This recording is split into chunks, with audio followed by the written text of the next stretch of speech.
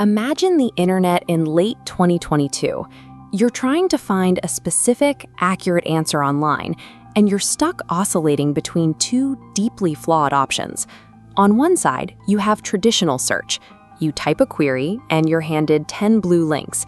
Instead of an answer, you get a research assignment, forcing you to sift through pages of SEO-optimized recipes and keyword-stuffed articles just to find a single fact.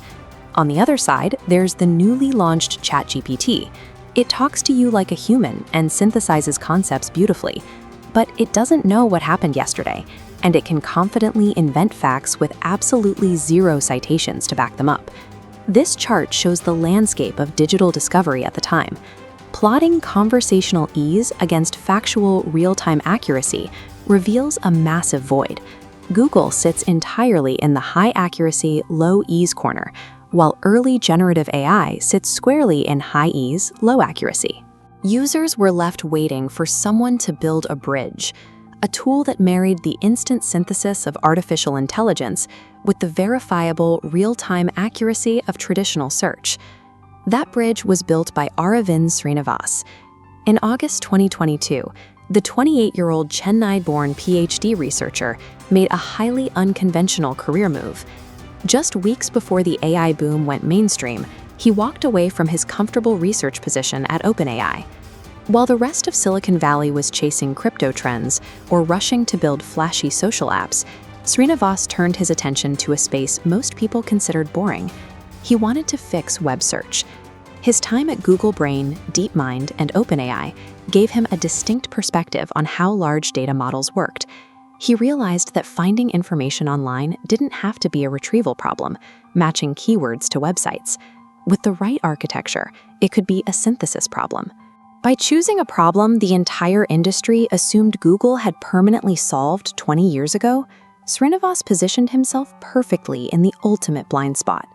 His solution was Perplexity, an answer engine. You ask a question, and in under a second, it reads the live web, processes the information, and delivers a single cohesive paragraph with inline citations linking directly to its sources. But building this required navigating a harsh financial reality. Training a native large language model, or LLM, from scratch requires tens of millions of dollars in compute power. Perplexity was a startup. They simply didn't have the cash. So Srinivas engineered an aggregator approach. This diagram shows how Perplexity handles a prompt. It splits your question into two simultaneous paths. One path searches a custom real-time index of the web. The other routes through existing models, like those from OpenAI and Anthropic. Then, it merges the live facts with the third-party processing power to generate a cited answer. This lack of early funding actually became their greatest strength. Because they didn't sink resources into building their own proprietary model, they weren't chained to an aging architecture. As an agile orchestrator, Perplexity could simply plug in whoever built the best, fastest model that week. This setup was so effective that when it came time to raise capital, Srinivas bypassed a pitch deck entirely. An investor sent him a long email filled with complex due diligence questions. Srinivas fed the email into Perplexity, asked it to answer the questions, and sent the link back. The investor wired the money the very next day. Which brings up an obvious question. If the product is so good, why doesn't a monopoly like Google just copy it? This flowchart maps out Google's core business. You search, you click a link, you view an ad, and they make money. If Google implements a perfect answer engine that gives you the exact information you need immediately, you never click a link. Giving the user a better experience directly cuts off their primary source of revenue. OpenAI faces a similar structural trap. They generate billions by selling API access to enterprise clients who use those models to build consumer products.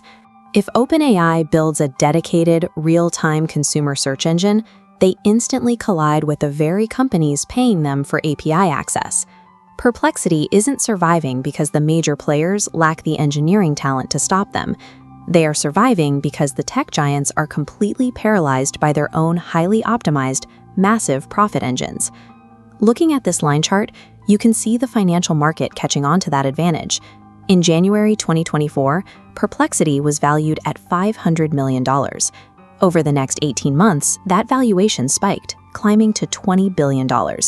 That extreme growth resulted in a remarkable personal milestone. By late 2025, at exactly 31 years old, Aravind Srinivas debuted on the Hurun India Rich List as the country's youngest billionaire. But growth at that velocity generates massive friction.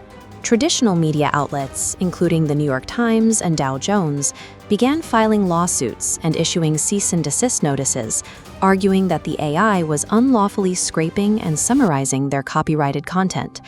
It is a harsh reality of the internet ecosystem. When you successfully short-circuit the legacy link and click economy, the institutions reliant on that old model will fight back with everything they have. But Srinivas is already moving the target. Perplexity is currently evolving from an answer engine into an action engine, an orchestration layer that taps into multiple AI models simultaneously to automatically execute complex workflows like coding, research, or data analysis for you. To fund this, they dropped advertising entirely.